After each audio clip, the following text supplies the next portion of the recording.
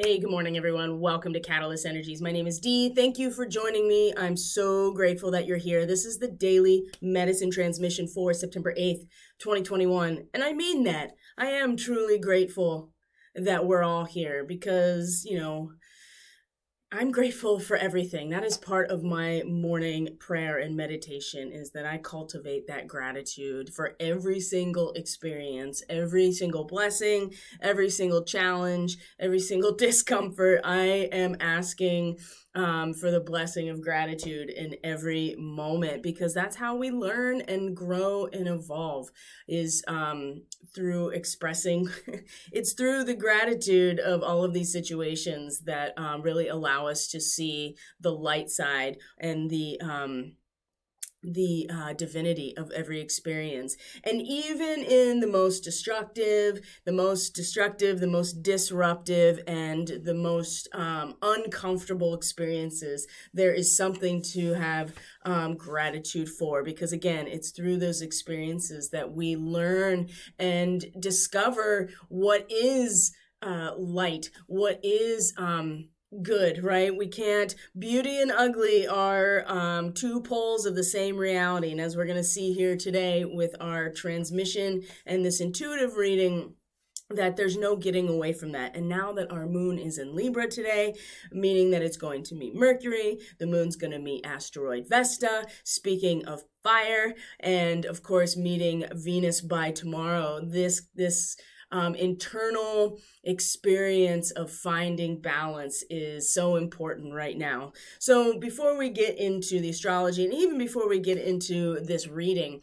I just want to acknowledge, I know that it's not a very popular perspective, and I can tell that I am just pissing people off on both sides of the aisle in some ways, because I refuse to turn away from the other side of reality here. There is no amount, and we've talked about this many times, and I really want to reiterate it and make it crystal clear for people, that by the time you have conscious thoughts of a situation, of an experience, by the time it has made its way to your conscious mind, and it is a dialogue that is unfolding in your conscious mind, if it's in a thought process, even if it's the monkey mind that is rehashing it over and over, by the time you get to conscious thought, the energetic template has already embedded and expressed itself. By the time you get to by the time it gets to your thoughts, it's already there. Right? Your thoughts are an expression of the feelings experience at that point. Our thoughts, our words, yes, they have a vibration, right? They have a frequency, because it is an expression of a frequency that is already existing. And I have really pushed back on this idea that if we just put our conscious thoughts on the positive, that we stay focused on the positive. And of course, imagination is important, and being able to visualize, as we're going to talk about today, how important it is to be able to visualize where we are going, and how important it is to keep that vision in our mind's eye. But remember, the mind's eye is not the conscious mind. It is so much deeper than that, and it's in the subconscious. I've really pushed back against it because, and I really want to provide an alternative here so that people understand that no amount of consciously thinking about something, whether it be negative or positive, is going to manifest anything. And being able to hold space truly for another person's suffering, and to be able to visualize it, be able to understand it, be able to feel it yourself, is not going to keep creating it, right? It's already happened. And if you want to practice real compassion and real empathy, like if you want to utilize those empathic qualities that we all have, and some of us are more sensitive, I wouldn't even say more sensitive than others. I would say that the capacity to be more sensitive is just been turned on earlier in life. If you really want to utilize that, really, truly, and to be compassionate. You have to be able to hold space for those experiences that resonate with the dark side of life, okay? And just because you think about it, just because you give it acknowledgement does not necessarily mean that you are yourself creating that situation. By the time it gets to your conscious thought, it already exists energetically, and you are becoming aware of it through your conscious mind. And I've been there, right? This is not a judgment. This is not, trying to put anybody down at all. I've been through this process, and I have come out the other side with this perspective that no amount of holding space and being able to acknowledge the suffering of others is going to keep creating it. And the same goes for the other thing, right? If we just keep our heads in the sand, we don't acknowledge what's happening, if we do not acknowledge the dark side of life and the dark side of ourselves, and really give it the space that it absolutely is, right? Because that's all it is the space within in which to create. If we are not acknowledging it, we are not seeing the whole picture, right? And no amount of just putting your mental energy exclusively towards, I'm just going to think positive thoughts. I'm just going to keep the vibe high. Yes, there is something to that, but it is way deeper than just where your conscious thoughts are. It's not going to change anything. Your thoughts are an expression of what already is. And if you want to utilize your mental faculties to the highest, use it to find solutions to what you are feeling, right? When you rehash things over and over and over, like you're worrying about something and you're steeped in fear, the fear is embedded somewhere much deeper than your conscious thought. So instead of shaming yourself for having negative thoughts or to be afraid, perhaps realize that there's a really good reason that these thoughts keep coming up to your conscious mind and banging on the door, going, there's something wrong, there's something wrong, there's something wrong, right? And then it's not like you're creating it just because you keep thinking about it. It's been created, right? Just like in a physical illness, right? Or a disease, by the time it manifests physically, that energetic template has already been put in place and is unfolding, right? And by the time it gets to physicality, it's already been there and it's been expressing itself. Same way with your conscious mind. I just cannot overstate this. And the fact that I've been down this pathway, I've been indoctrinated by the New Age spirituality. I have danced with the devil and have been groomed to walk this pathway and was able to wake up out of it just in the nick of time, basically. This is why I have such a strong such a strong pushback against this mentality. It's a karmic trap. Okay, it's a karmic trap. Now, am I suggesting that you should allow yourself to be steeped in your fear and to be paralyzed by it? Absolutely not, right? Am I saying that you should only think about the negative? Absolutely not. But the work is so much deeper. It is energetic. It is at the seat of your creation, which is your subconscious, right? It is that sacral chakra area that needs your attention. This is why things like quantum hypnosis or QHHT. This is why yoga nidra, meditation, even prayer, right?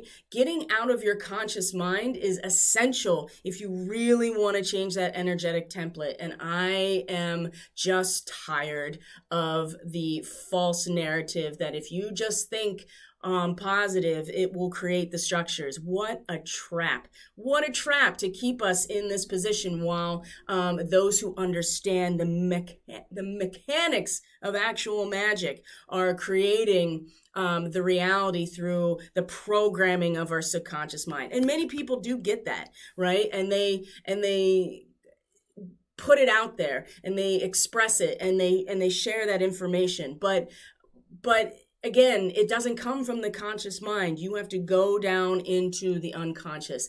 And part of that is acknowledging what is, and that you cannot separate light from the darkness. And you cannot separate metamorphosis and transformation from destruction. It's inevitably, inextricably linked. And I find it so off-putting now, to the point where I end up really, when I express myself this strongly about it, really alienating people. And there's nothing I can do about that. That's not my problem necessarily. I would never, disrespect somebody, attack them personally, attack their character personally. I'm not interested in being divisive, but I think we need to be very realistic. And I know that the pressure of this darkness is getting stronger and stronger. And I mean, look at this reading today.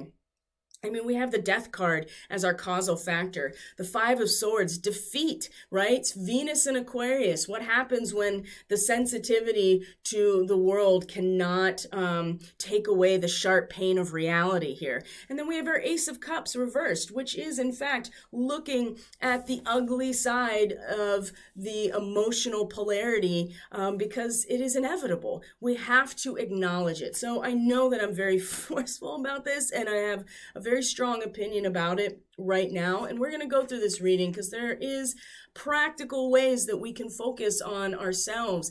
And it's one thing to say you have to do the shadow work, you have to do the work in the subconscious, but how do you actually do that? Well, that's what I do with my clients, is we work on that. And there are other modalities that allow for that work to happen. Of course, like I said, QHHT, quantum hypnosis is a good one. Yoga Nidra is a really easy way to embed new seeds of energetic templates into your subconscious. That's what it's for, right? That is exactly what Yoga Nidra is for. Meditation turns off the conscious mind. Well, at least it's not that it turns it off, but it takes the focus away from that part of you exclusively, right? The ego is just here. The ego is here exclusively to protect our psyche. It is here to protect us, right? It cannot be the only driver. And I would say that this concept that has been distorted in order to keep us trapped by saying, if you just apply your thoughts in a positive way, if you just think about the positive, without doing any of the work to acknowledge the darkness within you, right? And the darkness that is programmed into you. If we don't do that work, I mean, it's just a feedback loop. It doesn't actually go anywhere. And they're real people suffering real traumas as we speak. And yes, there's nothing I can do in this now moment necessarily to stop that from happening, but I can acknowledge it, and I can actually hold space for it, and I can empathize and feel into that so that I know what it feels like, right? If we keep putting our heads in the sand about this shit, then we are not going to be properly prepared for this purification by fire. And there's a reason that I picked the title of today's transmission as that and showed the volcano, because it's directly connected to the Sabian symbol of the sun today. So we'll get into that with the astrology, of course.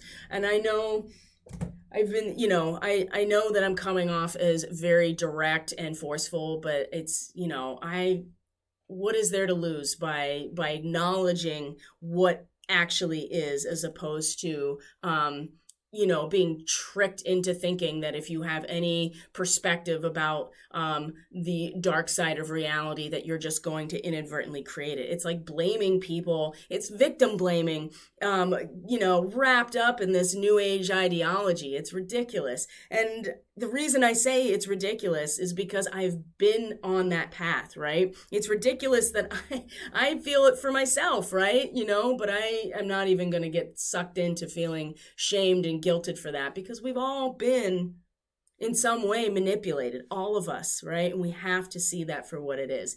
So like I said, there's no transformation or metamorphosis without destruction.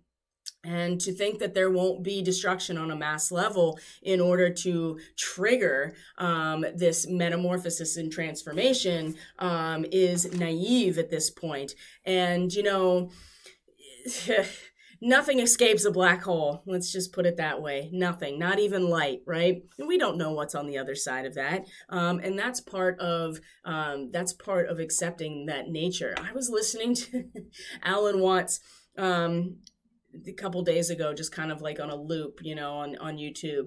And one of the talks that I listened to that just was so brilliant and really fits into that, he's talking about the characterization of God.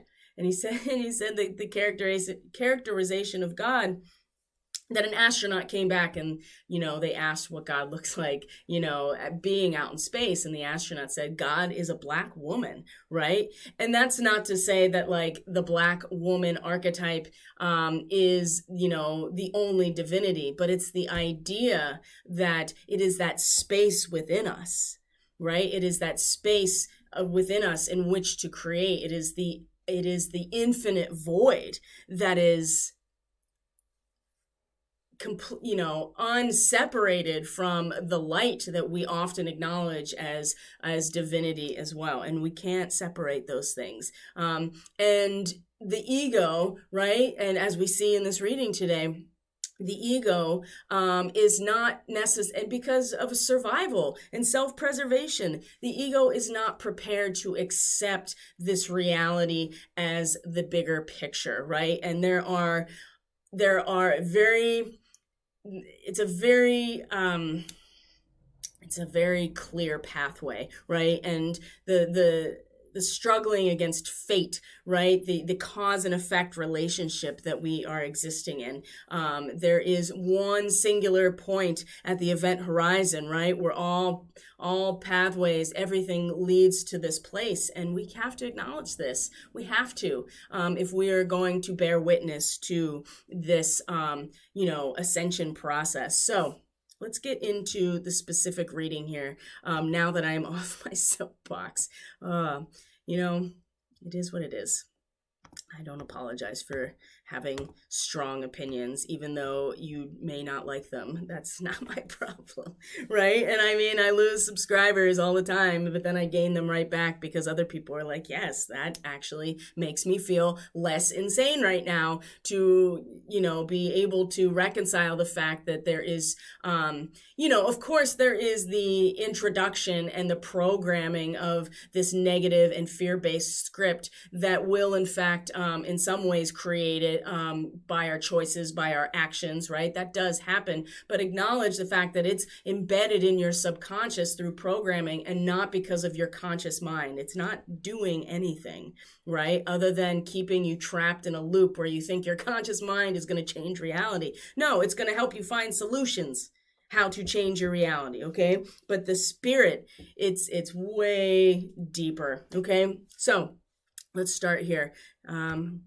with our death card as our causal factor, right? There's been a lot of water energy in the last couple of days.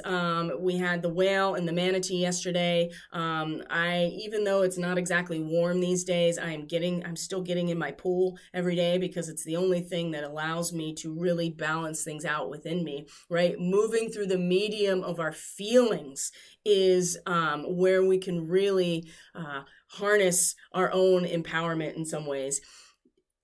The death card is the Scorpio card. And let me tell you, the moon is about to come into Scorpio in the next couple of days. Venus is going to come into Scorpio within the next couple of days, okay? Venus she is at her detriment. We talked about this yesterday. Venus in Scorpio is at her detriment. She is not powerful in Scorpio because she does not really enjoy being sensitive to the deep, dark abyss, right? It is not a place that she wants to be. She is not powerful there. I have Moon in Scorpio. I have Venus in Scorpio. This is territory that I am very familiar with on a very basic level. So there's a need here to let something go, right? When we have death involved in any of these readings, right? There's an end and a beginning. They are inextricably linked together. Like I said, transformation and metamorphosis is inextricably linked to destruction, right? So there is a sense that we, coming into the moment, the heart of the moment, that there has been this death cycle really activating, making place for something new. That's the positive side, right? You can see the potential of this energy or this archetype, the death archetype. Of course, our ego mind pushes back against this. And other aspects of the ego that are involved with self-preservation will convince itself that, that it's okay to actually bring about this death prematurely and by the hand of humanity as part of bringing this around as well. So that's something else to consider. So there's an end and beginning. There's a need to let something go. This process is being initiated on a very basic level of the cycle of death and rebirth that is now coming into this moment, right? God wins, but that does not translate to our ego wins, our self-preservation wins, our material security wins, our comfort wins. Just because God wins doesn't mean that we get to go back to the life that we were enjoying at the expense of real justice and real living in harmony with the planet, right? That's something that is coming through so strongly, that there is this overlay that God wins means that we all get to keep everything, right? And we just talked about this yesterday with Jesus in the garden and his last moments of prayer before his arrest, right? He gave his life. And regardless of if you think it's an allegory, an archetypal story, a mythological story, or real, it doesn't matter. The fact that it is so intimately connected to our collective unconscious is what's important. And there's something to be said for that. He had to give up his material security, his comfort, his very life in order to enact God's will. God still won in that situation. And anybody who is a devout Christian will I think can attest to that God did win, and it came at the expense of something very, very valuable. If you believe that, if you want to take it that far, that, Jesus was the direct son of God,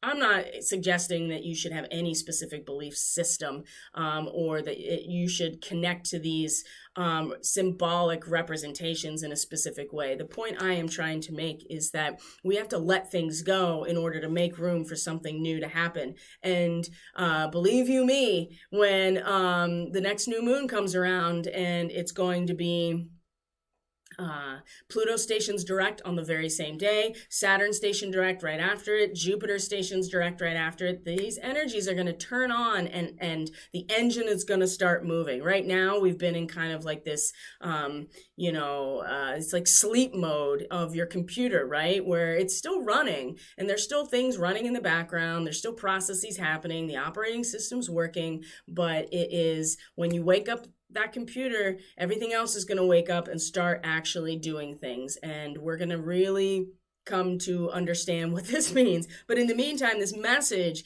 is to give us a larger framework here for how to understand this. Number 2, so we know that death is our causal factor on some level, either physical death, a death of the self, right? The dark night of the soul that death represents within us, where we have to let go of something in that 8th house. We let go of our own, I don't want to say individuality, but it's, when you get into that 8th house and Scorpio realm, the power of our relationships is really what is highlighted. And you do let go to a certain extent when you engage in a sharing or communal relationship. It becomes less about you as an individual and more about what you're creating together. So that's also about like the death of the ego in some ways.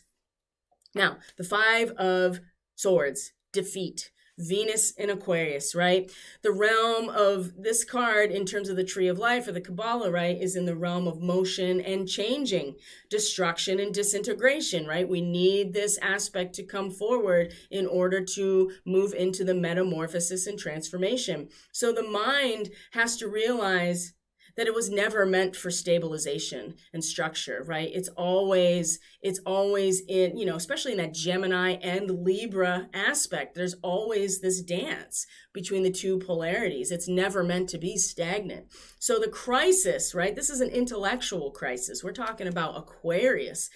The crisis is the result of Venus, right? We talked about Venus yesterday, that sometimes there's a disconnect from reality and a thoughtfulness because it's all about feeling, being sensitive to the environment and feeling, and being really focused on abundance and joy, which is not, there's nothing wrong with that. And I do want to add here that, you know, it's not like my personal life is full of all of this darkness. In fact, it is the complete opposite, right? So I know that what's coming in is not merely a reflection of my own personal experience, because it actually isn't reflecting my own personal experience at all.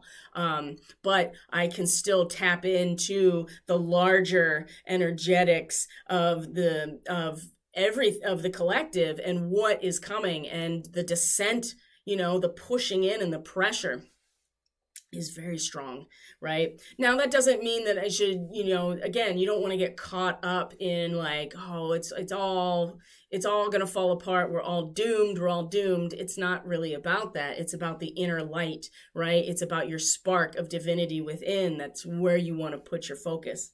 Now, again, Venus, the logical swords are forced to see everything clearly, right? This is disclosure, right? This is the separating the wheat from the chaff. This is seeing things painfully clearly. And too much sensitivity, because that's what Venus represents, can mean a very sharp pain that no amount of logical or empirical reason is going to really take away, right? It's, you know, no amount of intellectualizing being wounded is going to heal your wound, right? It needs to go through the process of the wound healing. Now, you can communicate with your cells, you can communicate with your tissues, right? You can get into your body and have a loving relationship with your innate, of course, absolutely. But that's different than being like, okay, heel cut on my hand. If I just think about it healing over and over, it'll heal. Yet when you, but you're not really into the energetics of it in your body and trusting your innate to do its job. So this is too much sensitivity with Venus can mean a very sharp pain, very, very sharp pain. This is why it's called defeat. So recognize the trap that we're in and that we're struggling against fate, which is a cause and effect relationship, right? Once it is in motion, there's no stopping it. It's just like the wheel of fortune, right? The wheel is turning, and where it stops has nothing to do with us. It all has to do with how we respond to that situation. We can't push against this, right? Nothing can stop what's coming. That is something that has been said over and over and over again. The only thing that can really shift is your response to it, and that will determine fate every step of the way, right? Fate is a cause and effect relationship. But what I do see here is that this major destruction, the death card, the need to let something go, and the grief process that goes along with it is leading to the heart of the matter, which is a feeling of defeat, right? On a collective level, right? In terms of the hive mind right now is the sense that if we have to let something go, if somebody dies, if something is destroyed, we're finding ourselves like, oh, okay. It's an intellectual crisis. Now, when we see where we're at energetically at the root here, views of the ego, right? We love to think that we are not the person we're looking at in the mirror, right? Thoughtless, selfish person that's self-absorbed and only makes plans in terms of how it affects them.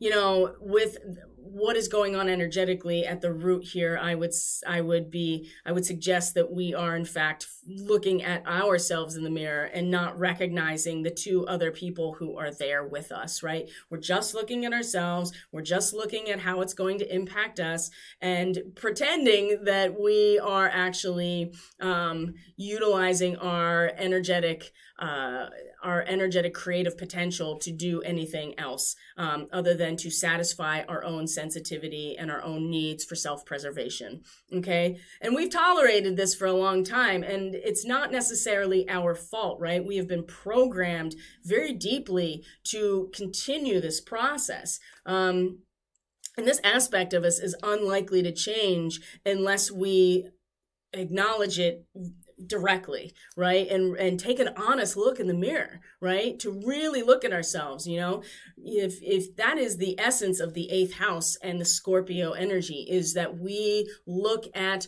our ugly side of ourselves in the mirror and not run away screaming, but to integrate it, to love it, to honor it, and to acknowledge that it's there, right? We can't just like walk away from it and be like, it doesn't matter. And the fact that this is at the root here is really suggesting that this is the root of where so much of this is coming from. Now, when we talk about Uriel and the Sphinx, now remember, Uriel is the archangel of fire, right? The voice of, not the fire of God, right? And the Sphinx is like the silent holder of truth, right? Edgar Cayce talked about the Akashic records being hidden under the Sphinx. That may be literal, that may be metaphorical or allegorical. It doesn't matter. It's all about symbolic language. Everything is about the symbolic language that we use to understand the energetics of our experience. So it's reversed, right? And this is where, again, our conscious awareness is that we've put this aside. We've put this work aside collectively, to bring to light our own self-discovery. And we've allowed things like our mundane life to settle back onto us. We may have even dug down a little bit and then we got caught up again. And like I said, this is a very intentional program. This is something that has been, covered back up over us subconsciously for generation upon generation upon generation. So it's not like we're dealing with very deeply embedded programs that are not going to come from us just focusing our conscious mind on the positive. Now, it will allow us to utilize our conscious mind and our mental acuity to find solutions, which is to, okay, well, I have to start digging down under this again, because I've put it aside. And there's a strong tendency, there it is, to slip into old behavioral patterns, right? We need to recommit. And unfortunately, for some people, we have to put even more work in now because the sands of time have built up even higher. And so we have to really start digging, and we have to recommit to this process if we want to get to the truth of ourselves. And Uriel is the fire of God. Water cleanses, but fire purifies, right? And if we want to rise as the phoenix, we have to burn down. There is a part of ourselves that has to go. And whatever it is embedded in our subconscious, and it is related to our ego. And I'm not suggesting that we can't get rid of our ego. If you're going to be in a third dimensional body in physical form here on earth, there's no getting rid of your ego, but you can't let it be the driver. And many of us are still doing that, right? It's a constant process. It's work every day to do this, right? Now, so with the Uriel and the Sphinx being reversed like this at the top, it's showing that we are not really...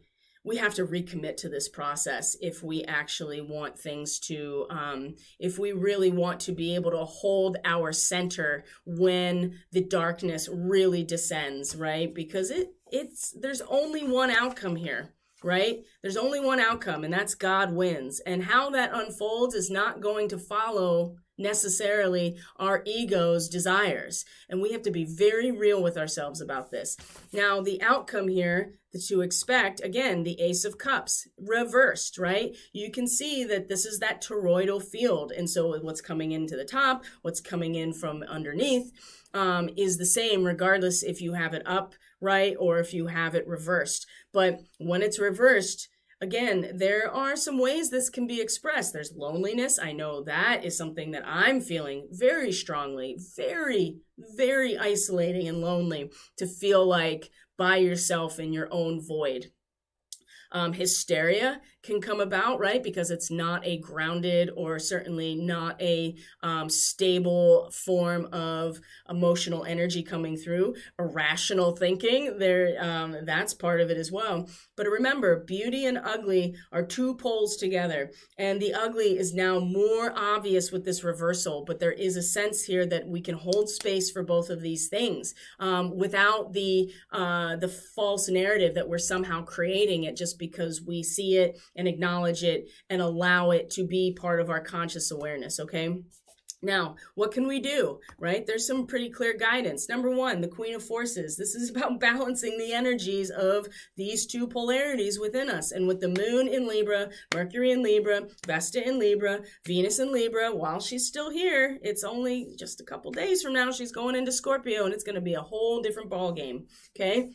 While all this Libra energy is right here on the surface, we can utilize that within ourselves. We want to embody this energy within ourselves. The Queen of Forces, she's standing in a flowing river, right? So there's that water work again that is moving. It is the baseline, her emotions, but she's balancing the poles, right? The sun and the moon. We can bring greater balance to our lives. And this was part of yesterday's reading about the Seven of Forces, balance, right? Creativity and receptivity, right? The dark and the light, the light and the space in which to create, right? These are linked to each other, and we can't have one without the other. And as we go into the astrology today, we're going to see how the nodes are really supporting this process for us if we can see it for what it is. So this is a phase of very great power. And you know what somebody said this yesterday on a podcast or the day before. I can't remember exactly. I heard it yesterday. I don't know when it was, if it was published yesterday or if it was the day before, but this person was just like, us dark-haired women, right? That we have this tendency to be pretty like, on that side of things. And you can see that the Queen of Forces is like, the Queen of Wands in the Thoth Tarot. This is a dynamic. This is a very overarching individual and personality. This person has that dark hair, right? They are a sorceress, but they are able to balance because they do not shun away the darkness. And they don't also let it run them as well, right? They balance it out. And so this is one way that we can, we can look at ourselves in the mirror and be like, this is my darkness. And this is my light, and I'm going to balance these things within myself, right? I'm not going to push one away and pretend that that's somehow going to make an impact. We have to acknowledge that part of ourselves. And everybody needs to do this. Whether or not they do is their choice point. And how they move through this time is going to be a direct relationship to this work. Now, the mouse, that's fascinating. The mouse, it says you're overlooking important details. Pay closer attention to what's going on. Well, that in itself seems to be relevant to pay closer attention to what's going on. It's not about your conscious thought necessarily. It is about what's embedded in your subconscious that you are not aware of necessarily. When this full moon comes, we're going to see a consummation of all of this energy. Now, this also means don't take people at their word. Don't take me at my word. Do the work for yourself. I'm just here to transmit the message that's coming through me, and maybe it's relevant to other people. Pay attention to people's body language. Pay attention to your agreements and your contracts, right? There's Juno, right? Asteroid Juno is still in Sagittarius right now. Agreements and contracts. Libra, contractual balance, right? Agreements and contracts, the form of balance. Pay attention. It's subtle. It's so subtle. It's not something that comes out in your conscious mind. It is something that is not accessible through your words or your thoughts. It is energetic. And so you have to get into the energetics of you. And when I started doing that, I started to have access to a completely, I wouldn't say completely different, but a whole new realm. And I'm telling you, it's very uncomfortable. I'm not comfortable with this pressing in and the pressure, but I can't deny it either because that would just be irresponsible of me. So does that mean we're focused on doom and gloom? No, it doesn't. It means that we are holding space for what is, and you cannot separate these two polarities from each other in this material world, okay? Now, And it's subtle. Like I said, it's subtle. Now, here's our friend the cat. Speaking of cat and mouse, that's so fascinating, right? The cat and the mouse as well being two polarities, right? That the mouse is wanting to survive, right? And so part of that is being more in tune to the subtle, being more in tune to body language, being more scrutinous, more cautious, being able to really feel out all of the subtle movements in that realm. And then the cat here, it's really easy to slip into dependence on anything, right? Addictions. Addictions are all over the place, right? It doesn't have to be a substance. It can be a narrative. That's an addiction. I mean, that seems pretty obvious. A narrative, a stream of information you can be addicted to. You can be addicted to a certain, ideology. You can be addicted to a certain religious context. There's so many. You can be addicted to that you're addicted to the thought process. That's another thing too that we all have to acknowledge, being addicted to the thought process. It's very easy because that's the ego, right? Slipping into dependence, right? Because the other option is the fracturing of the psyche when you have to go into that realm of the difference between the material and spiritual, when you have to sit in the space, right? So make choices from a place of autonomy and power. Make choices based on your own work, your own connection to source, your own intuition, and your own innate, right? You don't have to necessarily rely on what other people are telling you is happening, because the reality is it's just coming, just like me. It's just coming through their own filter, right? And if things don't resonate with you, it's okay. That happens all the time to me. Like there's sometimes there are people that are, very big influencers that I'm like, yes, that's like so on point to where I'm at. And other times I'm just like, okay, well, obviously we have different filters that this information is coming through. And certainly it may be the same basic idea or the same stream of energy, but how it's interpreted is very much a function of our own filters, right? And it's in that space of discomfort and disagreement that you learn and you evolve and you grow. But that only comes when you, again, are able to be autonomous. Trust your innate, trust your own gut. Take the information, and allow it to move through your filter system and see what happens. But ultimately, you know how cats are. They don't care. They don't care what you want. They don't care what anything wants. They are on their own trajectory of reality. And this is very Lyran, by the way. The Lyran star seeds are really calibrated for this. They give zero fucks about what anybody else necessarily wants, because they know exactly what it takes to move forward with their goals, their ambitions. They are fearless, right? And the downside of that is they tend to really alienate. I don't think alienate's the right word. Lyran starseeds are so comfortable in the material experience, and they are so fearless in their pursuing of what it is that the unfolding of the matrix of reality, whatever it is, that they will seemingly alienate other people because they're like, all right, it's different from Andromedan starseeds where they're like, bye, Felicia, like I need to be free in every single moment to be myself. And that's their frequency, that's their signature. But the Lyrans know exactly what it takes, right? They know exactly what it takes and they will fulfill it, and they are fearless about it. And so the cat is really seems to be the characterization of the Lyrans more than anything else. There's definitely an avian thing connected to them as well, but the cat seems to be the way that they characterize themselves to us as our great galactic grandparents. So again, autonomy, your own personal power, right? That comes from nature, right? That comes from source, that comes directly by being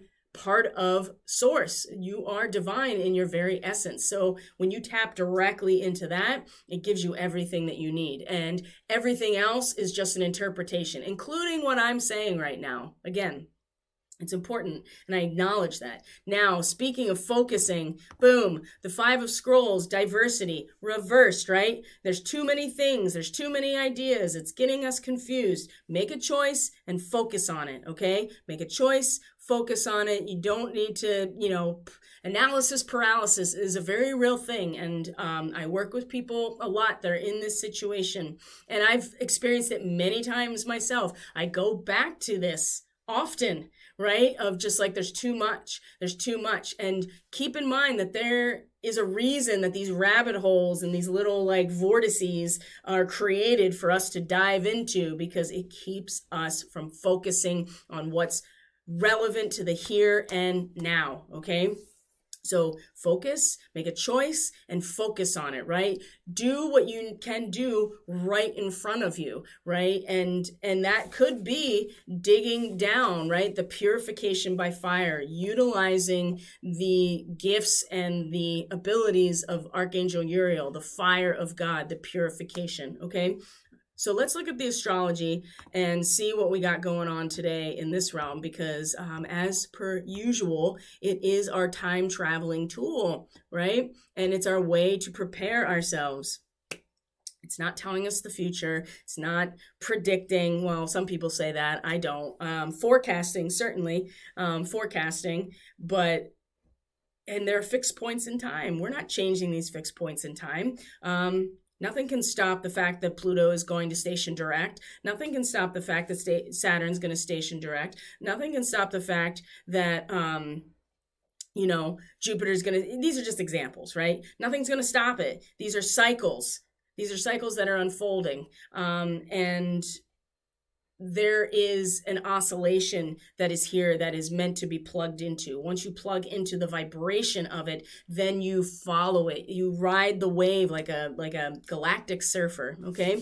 Now, I want to read to you the Sabian symbol for where the sun is today. So let's look at where the sun is between 16 and 17 degrees of Virgo. So when we look at Sabian symbols, we round up to the next degree, because everything's leading up to that point of 17 degrees.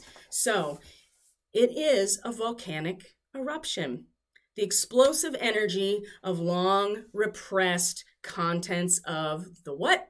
The subconscious. Now remember what Virgo is: under the soil, under the earth, underneath what is visible to us, in the depths of who we are as individuals, right? Virgo is that last phase before we offer ourselves to the form of perfect relationship, okay? So let me read you. This is coming from Dane Rudgers, An Astrological Mandala. It is my primary resource. This book is out of print, so if you're going to try to get it, it is incredibly expensive for this little paperback that cost $10 back in the day. It's probably like $100 now, if that. So just keep that in mind. But it is, the Sabian symbols are my primary use, and there are other symbols you can use as well. But okay, we're dealing here with the dramatic release of energies which have been kept in check by what? The outer shell of the ego-controlled consciousness. It may be a spectacular catharsis, but it often takes paths of destruction. Yet unless some form of purification by fire is experienced, the inner pressure of the karmic past, which we dealt with yesterday, right? That karmic confrontation, or of more recent frustrations, would shake up perhaps even more destructively the very foundations of the personality. So what we're saying here is that this is a necessary part of the journey that is meant to, it's meant to release that which has been repressed. And we all do it, right? This is also acknowledging that we all do this. Our ego is functioning exactly as it needs to, which is to protect our psyche, which means it is suppressing the subconscious. This is why all of these practices of prayer, meditation, all the movement arts, anything, quantum hypnosis, whatever, it's all meant to bring the subconscious up to the surface so we can know ourselves more fully, right? And this is the work of depth psychology and Carl Jung. This is why you can't find a program, a clinical psychology program with an emphasis on analytical or depth psychology that will be accredited by the American Psychological Association, which is a necessary component to be licensed as a clinician. You need to graduate from a program that is accredited by the APA if you want to get licensure at a state level to be a clinician. You can't, I tried, you can't find them. And the places that say that they do have them, they don't have the accreditation from the APA. So you pay like tens of thousands of dollars to get your clinical psych degree, and then you can't get licensed to practice. And there's a reason for that. I mean, Jungian psychology is part of, I mean, Jung is really who brought the idea of the shadow work that has been embedded in the shamanic traditions for eons, brought it into the West and into the psychological language. I mean, and Freud too was part of that as well, but they split off because Freud couldn't get past the sexuality component as being the only thing. So anyway, that's a different conversation.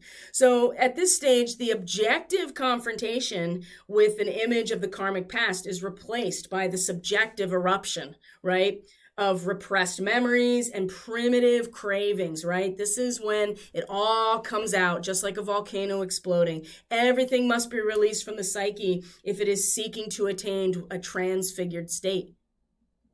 And that is part of Libra, transfiguration. The soul must become empty.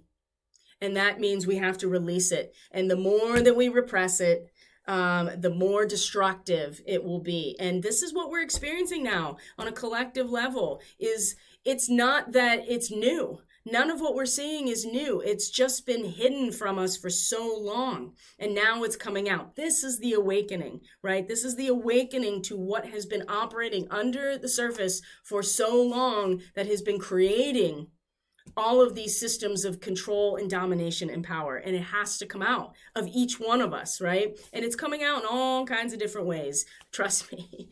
I mean, I'm going right through it with you. I really am.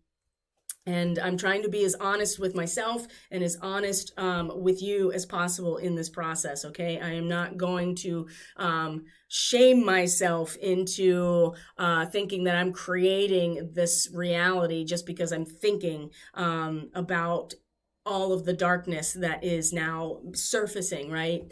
So let's look at the astrology. So that's the sun, right? And the sun is in fact the center of everything for us. It is the giver of life. It is the archetype that shows us our expression of self. And this is what's coming through, is this volcanic eruption, this explosion, this karmic eruption that is a necessary part of really reaching a state of transcendence, okay? If that's your goal, then this is part of the process as well. So as we look today at the 8th of September, we see that our moon is in Libra. So I'm going to go back to earlier today, because the first thing that happened was that Mercury, and we talked about this yesterday, Mercury was in a opposition, first thing this morning overnight is in an opposition to Chiron. And I talked a little bit about this yesterday, and I've talked about where Chiron is now, that it is inevitably repolarizing within us the difference between an idealistic version of cosmic law or natural law, God's law, with human social law, right? When we have an idealistic vision or symbol of cosmic or natural law, it will polarize within us the difference between that and the law that humans make, social law. And this is Chiron, it's Chiron, right? It's bringing up all the wounding, all the shame, all the guilt, all of the wounded healer narrative, the victim savior narrative that is brought up within each of us that we are contending with. Now, the opposition to Mercury is an outer polarization in that we talked about this yesterday as well. It's the same degree of you go in and extract. You go in and extract. You go down and extract. And this is so relevant to right now. This is how we find the balance. We go down and extract, but we realize that we can't stay down there forever. So the individuals that go down into that space of the rabbit hole and get really caught up in all of that stuff, right? If you stay down there, you don't come back to the surface, you risk spiritual asphyxiation. But if there aren't people that are dedicated to go down and extract the darkness, right? To go down into the darkness and extract what is actually needed in order to, energize the society. Because if you think about like a coal mine, for instance, because that's the Sabian symbol, is going into the coal mine and extracting. It's an outer polarization. So we have the Chiron wound, that's the inner polarization of these two aspects of cosmic law versus social law. And you know, as well as I do, that globally, we are all dealing with this right now, and what it brings up in us, and what it brings up within us in terms of like God's law versus human law, right? And what that really means. The balance point here, the fulcrum, right? That midpoint of our seesaw is not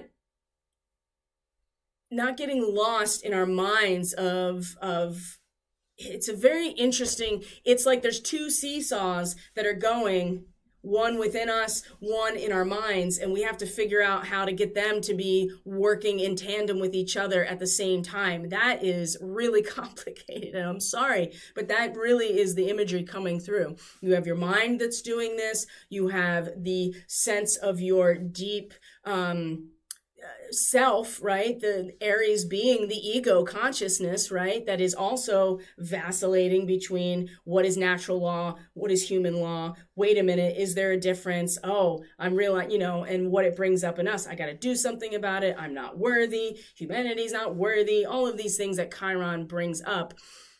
It's like both of these sides, the ego and then the mind of Mercury, like the logos, it's both of them are teetering with each other. And so then it's like finding, wow, that's like a chaos theory type of thing right there. That's, you know what I mean? That's what I'm seeing is like, how do you get this at the, whoa, that's really complicated. And I think that is a very difficult thing to try to accomplish. So if you're struggling with that, it's okay. I am too. And it's an unavoidable moment, but it does give us an opportunity to practice. Again, that Queen of Forces, boy, she is able to actually do this. Okay. So that's happening right away this morning. That's already transpired. Now, what do we have to go forward from is the moon is in Libra. So she is now going to, then she meets Rahu, right? The North Node in a trine to Rahu, in a sextile to Ketu. And this is about, again, so we feel this kind of, we feel compelled to be able to visualize clearly our ideals in order to make them truly effectual. If we can't visualize it in our mind's eye, then how are we actually going to bring it into manifestation? I totally embrace this, and I get this. This is different. This is actually different, although subtly, it's different than if you just keep thinking positive thoughts and make your vision board, you're going to get everything that you want, right? And even if what you think you want is, everybody to get their needs met on planet Earth, and nobody has to be subjected to any kind of, any kind of violence or war. Everybody is fed. Everybody has clean water. Everybody has access to all of, having their needs met, their emotional needs met. There's no more abuse. There's no more narcissism, blah, blah, blah, blah, blah, blah, blah. These are all things we want. We want justice. And Libra is about justice. But this is the moon. This is about how we feel, right? This is about our subconscious. This is about the aspects that are within us, right? It's not expression. How we're expressing ourselves right now is through this volcanic eruption. It's about clearly visualizing ourselves in not just our mind and our mind's eye, but in that energetic aspect, how we feel. We need to be able to feel what that balance is. We need to be able to visualize, and that seems ridiculous to me. And maybe it does too. You're like, what does that even mean? How do you visualize your feelings? How do you and we're learning. We're learning how to do that, right? We are learning how to visualize energetically. And so a lot of clairvoyant people who are clairaudient, claircognizant, clairsentient, all of that stuff, this is how you do it. You learn how to visualize, not in your mind, but in your energy. And the moon is going to really support that. Now, the trine to Rahu is Rahu and the North Node pulling us in this like very ambitious direction to drill down, right? Drill down and get to the unconscious that is below the surface, to get at the past that will power the future, right? Because that's what oil really is the remnants of a past that has been turned into a fuel source for the future. So we are really being pulled in this direction to drill down again into that unconscious, into the psyche that is underneath the surface. And if we're able to visualize from an energetic perspective, not just from our mind, this is why our dreams are so important. They're so important. They give us so much information about this realm because the mind is off. The conscious mind is not on at this point. So you get very clear visuals and clear narratives and clear, at least I do, information. So this trine to Rahu very much in a foundational and supportive connection, and to the point where there's not really much that we need to do. Now, the next that happens, though, is the moon comes into its trine with Saturn retrograde. And this is where that fire within us, right? The blazing fireplace in a deserted home. Are you feeling lonely? Are you feeling like nobody is around to support you? If you feel like you are on an island right now, or you are, in fact, that deserted home. And in dream interpretation, especially Freudian, but I feel like that Jung would probably speak to this too, although I can't say for sure. The home, when you dream of a home or a house or something like that, it is, in fact, your soul, right, is you. And if it feels deserted, right, and I can tell you that I dreamt about this type of energy last night, very, very alone, and we have to walk this path, each of us alone. But there's something at the center, right? A blazing fireplace in a deserted home. This is where the moon is. The need to realize that even through the most empty hours, there is a spiritual power ready to welcome and warm up the consciousness. You know, many times the spiritual student will give up, right? When they don't see results right away, or if they are challenged and they can't access this here. Now, the trine to Saturn, again, this is an air trine. Our ability to feel into this is very much supported by where Saturn is, giving us a backbone, a scaffolding, a structure that is a representation of those that we want to imitate, because they are the future, right? It's like wax figures, right? They're not real. They are archetypes. But Saturn is providing the structure and the scaffolding and the skeletal system of these exemplars, whoever they are for you.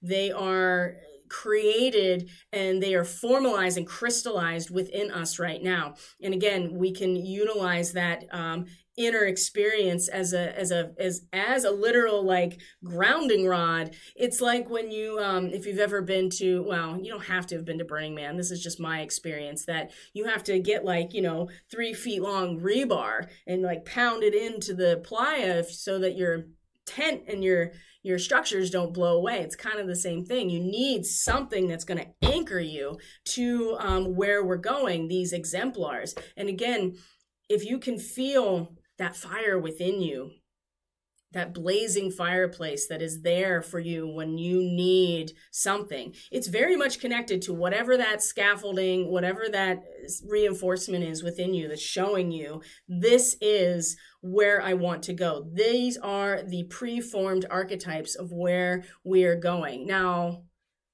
this is going to be different for everybody. And keep in mind, too, that this could very well be something that is also inserted into our consciousness. This is why this work is so important. You always have to be aware of yourself at this level so that you are not programmed to believe something that you actually at an innate level don't believe. But what I'm saying is that these exemplars, these examples can help us find that spark within us when we are really at our most empty.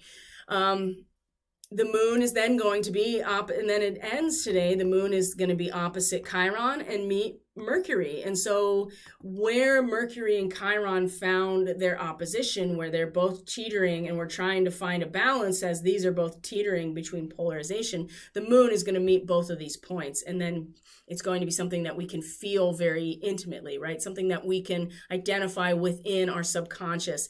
And when the moon actually does meet Mercury, it's going to be at the next degree, 12 to 13 degrees, which is, the cultural fantasies of young minds, of perfect fulfillment, right? There's this moment where we actually can allow ourselves to fantasize, to think about where we're going, to allow our minds to imagine, right? Imagination is not a conscious process. It does come through the conscious mind. Imagination is in the subconscious.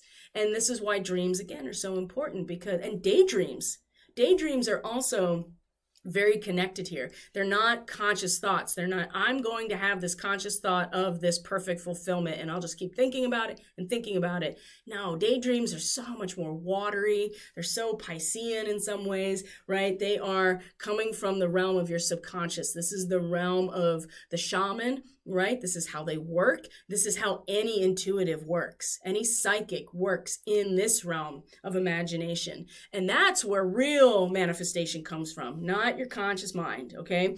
But the moon conjuncted to Mercury is like a bridge, right? They come and activate each other, and we get to have this, the dreams and the fantasies and like blowing bubbles, right? Look how perfect it is. Look at what we can actually do.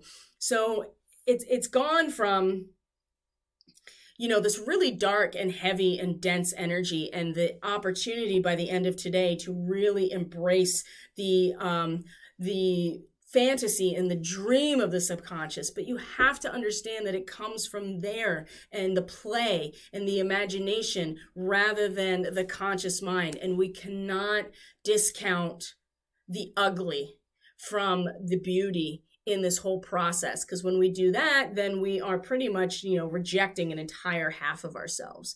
So I'm going to leave it there at this point. I think that I have made my point and said my piece, counted the 3. Oh my gosh. And my throat is really raw right now because I've just been talking nonstop. So if you're interested in a reading or energetic support for your process through Reiki, it's been mostly Reiki lately. Sometimes there's some shamanic energy work, but those are very distinctly different things. It's important to realize that. Either way, you can book through my website that is in the description box below, catalystenergies.net. You can find Catalyst Energies on Telegram and Facebook. That is also in the description box. There is email if you have questions, if you need support, just want to reach out and be like, this is what's happening, and I can help you. That's what I'm here to do. So I love you guys. I appreciate each and every one of you. Thank you so much for being here. I'm moving over to the chat. I just hopped on, so I'm at the beginning. I'm resonating so deeply with all you've said so far, and is helping me see through my experience last night, which was intense, and I'm still feeling it. Oh, that's one thing. Thank you, Paige. My gosh, thank you. I appreciate your feedback so much. And I'm going to post this on social media, so kind of keep an eye out for it. There is one, somebody, if you're familiar with Girl in the Universe, S.A. Smith, she works with starseeds and light workers too. And she showed something substantial yesterday in terms of the magnetosphere and the density that was coming in. And while it was fairly weak, right, our magnetic field is fairly weak in regards to what is coming from our sun. There was something that came in from behind us, you know, from the other side of where we are facing in our orbit around the sun, that was coming from either space, right? It was coming from maybe other planetary, like interplanetary magnetic fields. That was huge. It was massive. And I even felt like I had those ascension flu symptoms yesterday. After I got off the transmission yesterday, I was just like, oh my God, I feel like I'm going to throw up. And I felt really sick. And it passed, right? And that's a pretty normal type of experience when these massive, dense energies, whatever they were, came in. And even she said, she was like, I've been doing this a long time and I've never seen anything like this. So don't second guess yourself, okay? If you are feeling it come in and you're like, that is intense and it is bringing all of this stuff out, it's a purge. Right? Don't deny it. Let it move through you. And in fact, the more you try to suppress it, the more it's going to find its way out in a much more destructive way. So let it move through you. Let it purge out of you. Okay? Let the energies come in and do what they are meant to do, which is function much like our immune system, right? Purge out the toxicity, purge out what doesn't need to be there, and allows your energy field to be more clear so that you can tap into your innate so much easier. And just because you're aware of the darkness that is surrounding us right now, and it's going to get darker, okay? Like, I don't know how else to put this without, you know, I can't tell you what it's going to be. That's not what I do. Like, and people have reached out. What's going to happen? What's going to happen? I don't know. I don't know what's going to happen. I have some ideas, but it doesn't matter, because what I'm here to do is to teach you how to read these patterns energetically so that you can prepare yourself for what is coming and to be a conscious participant rather than feeling like a victim. Or also the other side of that is thinking that your conscious mind is going to change anything other than giving you the ability to find solutions to what you are intuitively picking up. Okay, it's going to get darker, right? And it's not because it's getting darker, it's because the darkness is going to be becoming more apparent. And those who stand to lose control because their self-preservation has taken over and has been for a long time, they're not going to just roll over.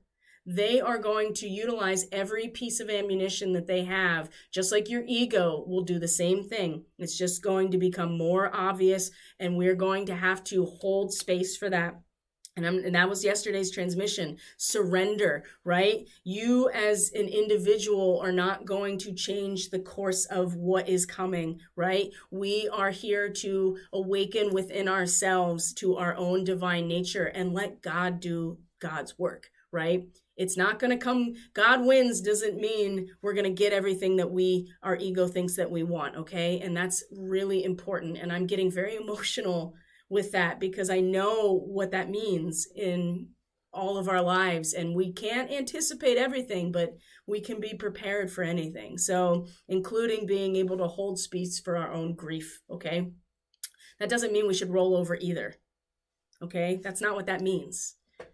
That means that we stand in our sovereign nature no matter what we are faced with, even with our own shadow. So with that, I love you guys. Thank you for your feedback. Thank you for all of your likes, your comments, your subscriptions, and your shares. It really does support independent content creators, okay? It really influences the algorithm. It allows this message to be suggested to a wider audience, and that makes a big difference, okay? So if you find this really helpful and resonant and you think other people will, just even hitting that like button or the subscribe button, it makes a big difference. It really does. So thank you guys. I love you. I'll see you for tomorrow's transmission. Take care of yourselves today. Bye.